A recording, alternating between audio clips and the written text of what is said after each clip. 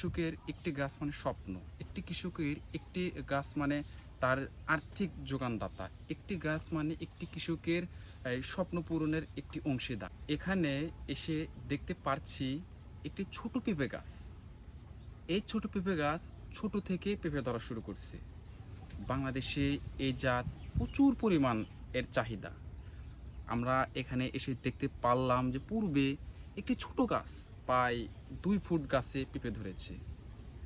এখানে এই যে জমির মালিক, সে যে একটা বলে থাকি যে গ্রাম্য ভাষায় তার কৌশল, টেকনিক এবং বুদ্ধি তীক্ষ্ণ।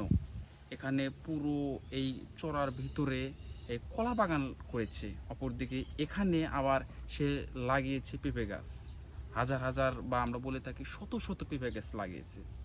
এই পেঁপে বাংলাদেশে প্রচুরের চাহিদা, যেমন এর পুষ্টিগুণ, অপরদিকে এই পেঁপের বাজার মূল্য অনেক। এই যে জমির মালিক, তিনি কিন্তু স্বাবলম্বী হচ্ছে। প্রথমত তিনি মাছ চাষ করছেন, দ্বিতীয়ত তিনি এখানে কলা গাছ লাগিয়েছেন প্রচুর পরিমাণ।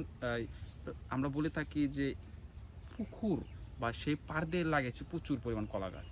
অপরদিকে এই ছোট ছোট ছোট ছোট 1.5 থেকে 2 ফুট এই পেঁপে গাছে প্রচুর পরিমাণ পেঁপে ধরছে।